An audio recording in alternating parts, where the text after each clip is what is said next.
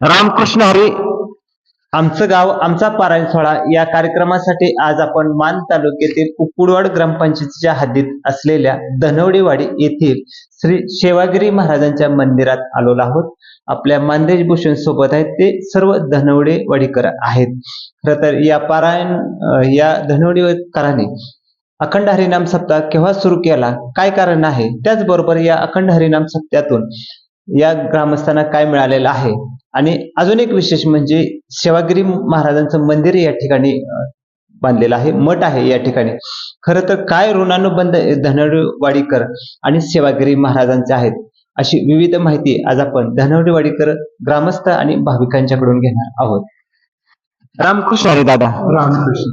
दादा, पहिल्यांदा तुमचं नाव सांगा. रघुनाथ मारुती ढोले, धनवडेवाडी ग्रामस्थ. बरं दादा, एक सांगा, आपण ज्या शेवागिरी महाराजांच्या मंदिरात आहोत आज, तर ऋणानुबंध मगाशी मी म्हटल्याप्रमाणे धनवडेवाडीकर आणि शेवागिरी महाराजांचं ऋणानुबंध काय होतं, कसा आहे तो इतिहास? थोडक्यात सांगायचं झालं तर महाराजांचा जन्म 1905 चा.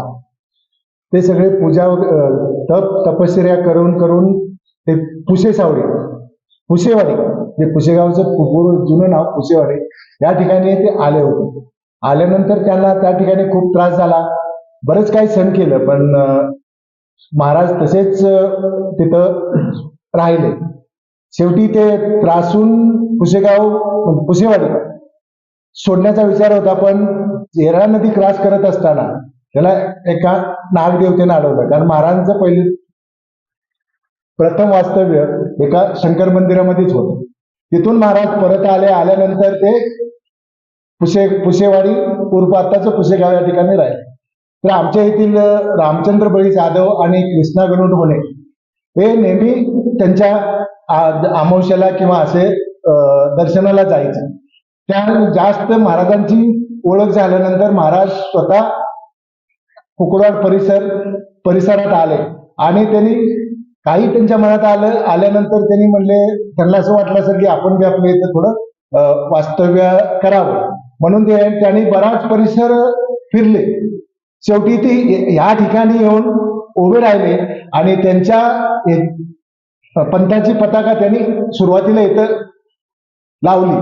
तेव्हापासून महाराज शिवरात्रीला महाराजांचा इथं प्रोग्राम चालू झाला, तेव्हापासून तो आज तागायत चालू आहे. आम्ही ग्रामस्थ आणि गाव वाडी छोटी असली तरी महाराजांची सेवा, महाराजांचा इतिभूत सर्व यथा करत होते. तेव्हापासून महाराज इथे येत होते प्रत्येक शिवरात्रीला. महाराजांच्या पश्चात नारायणगिरी महाराजांनी या मठाची स्थापना केली आणि तिथून त्यांचं आणि आमचं पुसेगावला आमचे एक ऋणानुबंध झाले आणि जर पुसेगावच्या यात्रेला आम्ही इथून त्या पायी त्यांचा झेंडा घेऊन जात असतो. असा हा इतिहास आहे, असा हा महाराजांचा थोडक्यात इतिहास आहे. आता म्हणजे बऱ्याच गोष्टी तुम्ही सांगितलंय की म्हणजे महाराज आले, काही दिवस राहिले, म्हणजे तुमचे भाविक म्हणजे काही लोक तिकडे जात होते आणि त्याच्यामुळे एक नातं निर्माण झालं आणि झेंडा तरवला आणि मग तुम्ही मठ वगैरे बांधला आणि आता तुम्हाला मान आहे तिथं म्हणजे पुसेगावच्या यात्रेला झेंडा घेऊन जाण्याचा आणि पायी घेऊन तुम्ही जाता फार. आणि त्या विशेष म्हणजे तुम्ही मठ पण इथं बांधलेला आहे. जेवढं मोठं योगदान म्हणजे आपल्या वाडीचं आहे. धन्यवाद दादा. दादा, तुमचं नाव सांगा आता पहिल्यांदा. भगवान दुर्योधन धनवडे. दादा, प्रश्न असा आहे की आपल्याला इतिहास सांगितलेला आहे, पण या अखंड हरिनाम सत्याची ज्योत आहे ते 23 वर्ष झाले तुम्ही, 43 वर्ष झाले तुम्ही 1983 पासून आज बघितलं तर 43 वर्ष तुम्ही पूर्ण केलेले आहे. काय त्या पाठीमागे भावना होती त्यावेळेची? एक ईश्वराची सेवा करायची भावना होती बर, आणि महाराजांची पुण्य जास्त दोन्हीचा संगम होऊन गावकऱ्यांनी सुरू केलं. काय बदल काय वाटला का, काय त्यापासून वारकरी संप्रदायाची? लहान मुलं ते संप्रदायात करतात, म्हणजे ते एक तुम्हाला वेगळा आनंद मिळालेला आहे आणि वारकरीची एक सेवा सुरू झाली गावात, वेगळे बदल तुम्हाला जाणवायला लागले. धन्यवाद. बाबा, तुमचं नाव सांगा पहिल्यांदा. गोविंद तुकाराम धनवडे. बर, आता एक सांगा बाबा, सेवागिरी महाराज इथं आपल्या मंदिरात आले होते, हा. तुम्ही बघितले होते का? कसं आहे ते? बघितलं होतं पण एवढं ध्यानात राही नाही. बघितलं बरं, ते पूजा अर्चा सेवा कसं करत होते, कसं? पूजा अर्चा हे करायचं एवढं काय ध्यानच नाही आपलं, असंच बघितलेलं. तुम्ही बघितलंय फक्त त्यांना? हा, बघितलं. नाही तर आपल्या लोकात बसाय उठायचे. बसत होते पण म्हातारे पोराचं काय. हा, तुम्ही लहान असाल त्यावेळेला, लय नाही काय. तुम्ही बघितलेलं आहे त्यांना? बघितलं की त्या पणात म्हणजे बघितले. तुम्हाला भाग्य मिळालेलं आहे सेवागिरी महाराज बघण्याचे, म्हणजे दर्शनाचा लाभ तुम्हाला म्हणजे भाग्य झालेलं आहे. मी लहानपणी असताल त्यावेळेस जसं झालं ते पोरात आपलं झालेलंच आहे. जायचं, त्यांना बघायचं, आपलं दर्शन घ्यायचं झालं. दर्शन घ्यायचं, तर तुम्ही भाग्यवान आहात. धन्यवाद. दादा, तुमचं नाव सांगा पहिल्यांदा. निवृत्ती कृष्ण जाधव. बर, ह्या वर्षी जे कार्यक्रम आहेत आपले, पहिल्या दिवशी कीर्तन कोणाचं, दुसऱ्या दिवशी आणि शेवटचं कसं आहे, कसं आहेत म्हणजे कार्यक्रम कसं? तुमचं नाव सांगितलं. माझं निवृत्ती कृष्ण जाधव. बरं, आता कार्यक्रम कसे कसे आहेत आपले? कीर्तनकार कोण कोण येणार आहेत वगैरे? सोमवारी 9/2. काल म्हणजे काल हा, झाला, काल. काल सुरुवात झाली. काल सुरुवात झाली. सोमवार 9/2/26 ला हरिभक्त परायण संजय वारे आळंदी यांचं कीर्तन होतं. बर, हा, त्यांचे सौजन्य देणारे प्रवीण शंकर धनवडे. बर, आणि भजन रात्रीच्या जागरी धनवडेवाडीचा होता. बर. 10/2/2026 म्हणजे आज हरिभक्त परायण महेश महाराज सूर्यवंशी, पोलीस अधिकारी ढाकणी त्यांचे सौजन्य आज त्यांचं कीर्तन आहे. श्री सुरेश पांडुरंग धनवडे पवार यांचं सौजन्य आहे. सौजन्य. 11/2/2026 हरिभक्त परायण संस्थान महाराज सूर्यवंशी मानेवाडी यांचं सौजन्य देणारे आहेत प्रकाश राजाराम ढोले. 12/2/2026 त्या दिवशी हरिभक्त बंडू महाराज सोलापूर यांचं कीर्तन होणार आहे आणि त्याचं सौजन्य तानाजी श्यामराव जाधव हे देणार आहेत. आणि 13/2/2026 हरिभक्त परायण महादेव महाराज गुळी कुकुळवाड श्री लक्ष्मणेश्वरा ढोणे यांचे सौजन्य त्याला देणार आहे. हरिभक्त म्हणजे 14/2/2026 हरिभक्त परायण महाराज मच्छिंद्र कवडे सुपली पंढरपूर यांचे कीर्तन होणार आहे. त्याचे सौजन्य श्री विठ्ठल पांडुरंग जाधव हे देणार आहेत. 15/2/2026 हरिभक्त परायण नरळे गुरुजी पानमन यांचे कीर्तन होणार आहे आणि श्री सुखदेव तुकाराम जाधव हे त्यांचे सौजन्य देणार आहेत. तसेच सोमवारी दिनांक 16/2/2026 रोजी सकाळी 9 ते 11 वाजून हरिभक्त परायण माऊली महाराज लोणी खटाव यांचे काल्याचे कीर्तन होईल. नंतर महाप्रसाद होईल. या महाप्रसादाचे सौजन्य श्री दादासाहेब सदाशिव धनवडे हे देणार आहेत.